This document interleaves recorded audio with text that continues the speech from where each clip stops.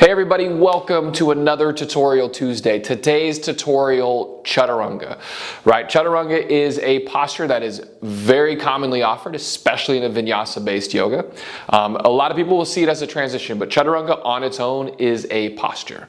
Right, it's not the Chaturanga isn't the transition down and then to upward facing dog. Chaturanga is you're down in Chaturanga and you're holding it. Right, that is the posture, and it's commonly offered. And it's also one of the hardest poses to get correct, right? To get the correct technique, to get the correct alignment. And it's also probably one of the most important postures to get correct, that you want to make sure that you are doing right. Right? If you're doing Warrior Two a little bit wrong, it's not a big deal, right? You're not going to absolutely destroy your knee. But if you're doing Chaturanga wrong over and over and over again, right, that repetitive stress to the shoulder joint is problematic. It can cause some issues down the road. So it's really critical that we get it correct. To kind of understand what we're looking to do with Chaturanga, I'm going to bring you into Anjaneyasana and we're going to work the arm action of Chaturanga first. Right, and then in Chaturanga, right, or in Anjaneyasana, right, I want you to reach your fist forward. Right, arms straight forward. And then from here, just bring your hands back by your armpits and turn your palms forward.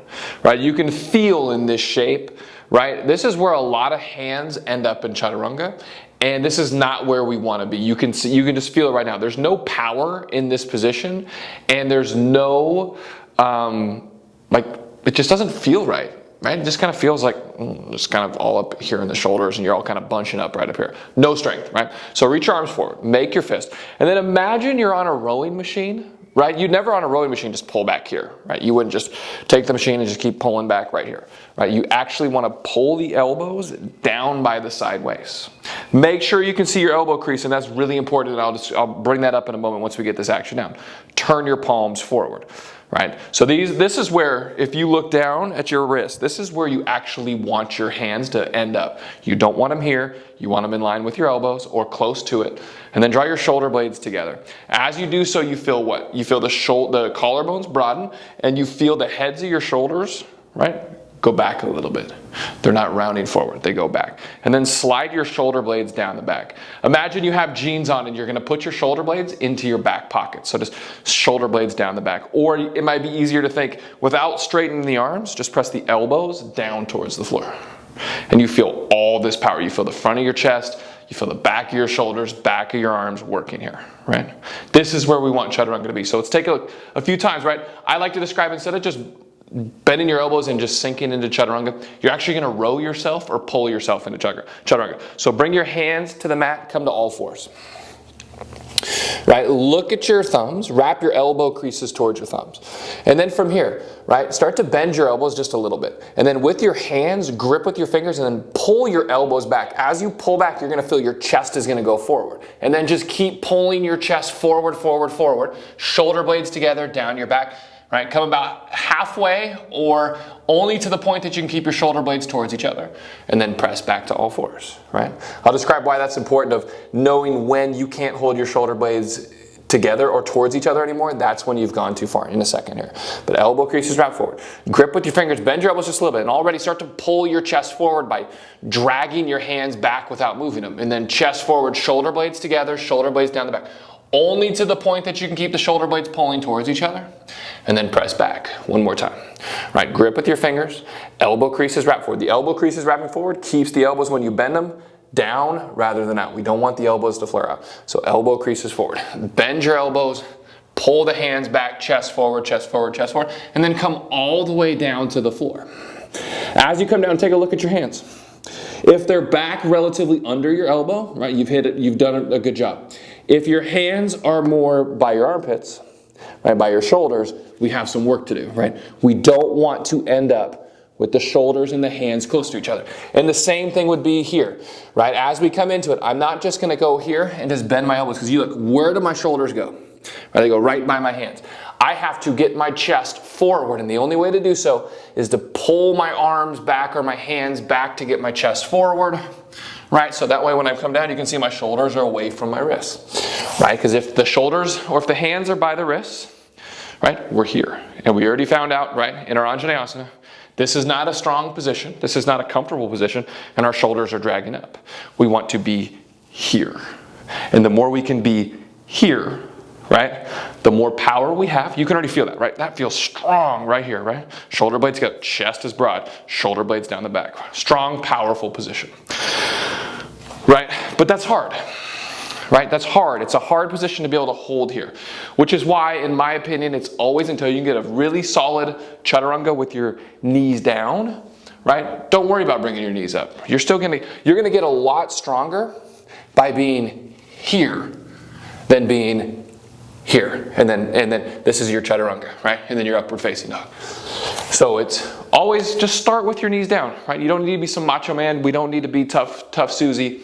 We just need to be able to be controlled, go to our depth, let go of our ego. Knees down will help with that. Now, why did I talk about earlier? See your elbow creases. This is a really important part, right? Because a lot of times, I'm sure, and I only say this because I said it when I was first learning how to teach, right? I'm sure you've heard the cue, lower halfway down to chaturanga. That is only partially correct, right? That is a just blanket statement cue. Ideally, if you can get down to halfway, good. But it's to the point that you can no longer hold your shoulder blades together, right? The key for it, the reason why halfway, right? The reason why halfway was developed, and hopefully you can see it in the video. If not, you can do this with me, right? Take your left elbow by your side, kind of see your elbow crease. And then take your right hand, so left elbow by the side, see your elbow crease, and then right hand to the front of your shoulder. And then all I want you to do, right, this is halfway, or less than halfway too, right? I want you just to pull your elbow backwards. And you can kind of feel this bump on the front of your shoulder, right? This bump is the head of the humerus, so your humerus is your upper arm bone, pressing into the shoulder capsule, pressing into ligaments, pressing into tendons, pressing into stuff we don't want it to touch, right? It's just constant pressing of the head of the humerus in to the front of your shoulder, right? So the way the shoulder works, real quick, without getting too crazy, right? My wife always says you can never do just a 5 to 7 minute tutorial because you have a lot of things to say. Yeah, because I'm passionate about this stuff, right? Because I want you to understand why we do things, right? So the hip socket is a ball and socket, and there's more bone that comes over the socket is deeper, so the bone is in there and it's really structured, it's really strong, which then means not as much mobility. The shoulder is a tiny little saucer socket and the head of the humerus, and then all these muscles and ligaments around it, which is why we have so much more range of motion in our arm, right, rather than our hip. So whenever the elbow goes too far, and I would say in your regular push-ups, like if you're doing HIIT workouts, if you're doing push-ups, same thing. I never lower than halfway down, right? Or to a point where I can't keep my shoulder blades together, right? So that head of the humerus, when the elbow goes too far, when you can't see your elbow, right? That's the head of your humerus pressing into stuff, and we don't want that. Think about, it's not going to be the first time you do chaturanga wrong. It's not going to be the 5th time. It's not going to be the 100th time. It's going to be the 1,000th, 2,000th, right? And we do so many in vinyasa-based yoga that we want to make sure we protect our shoulders. So what we want is shoulder blades together and lower only to the point that you can keep the shoulder blades together. No further than halfway, right? So let's do a couple more with our knees down, and then we can experiment with it with the knees lifted, right? So elbow creases wrap forward. Grip with your fingers, start to bend your elbows, and then pull your chest through by drawing your hands back without moving them. And you can start to feel the back of my shoulder start to turn on, my chest is working. Lower only to the point that you can keep your shoulder blades together. Don't let this happen, right? Shoulder blades together. We don't want to be here, right? That's the head of our humerus into the front of our shoulder capsule. We want to be here, and then press back, right? Grip with your fingers, bend your elbows, pull your chest forward, chest forward, only to the point, and then press back. All right, one more time. Elbow creases wrap forward. Grip with your fingers. Row yourself into chaturanga, right? Chest forward, pull the hands back, shoulder blades together, and then press back, right? This is really, really, really important stuff. We want to make sure, right? We lower no lower than 90 degrees, than halfway down. And how do I know it's halfway down? Well, if you come too far, and you can't see your elbow anymore, you've gone too far. If you can't see the elbow, you have gone past 90 degrees, right? You've gone past 90 degrees, right? Like I said, if you can't keep your shoulder blades together down to halfway, you've gone too far. Because even if I'm here, right, and I can't keep this shoulder blade together action, and I start to lower, you can see my shoulders roll forward. I want to be here, right? Here, which means that I may just come down to here. and then come to upward facing dog. Which is why I said at the beginning, or a couple minutes ago, bring your knees down if that's the case. Come into it where you can go lower here, and then into upward facing dog, rather than be here. There's no shame in bringing your knees down. You will get stronger by bringing your knees down. I promise that. You're going to get stronger faster than if you're just doing these micro little bends in your elbow, because you don't have the strength yet to keep the shoulder blades together. Right? So the key with it, right? No longer are we just going to come into Chaturanga and just bend the elbows and bring the chest down towards the floor. Right? We are going to pull ourselves, right? Pull ourselves forward, bend the elbows to Chaturanga, upward facing dog, downward facing dog. Right? So we are pulling ourselves. We're no longer just bending the elbows and just sinking the chest. It's active, right? Reason for pulling, gets the back of the shoulders to work harder. It already starts to engage that shoulder blade together, shoulder blades down the back action, which is very critical for protecting the front of our shoulder.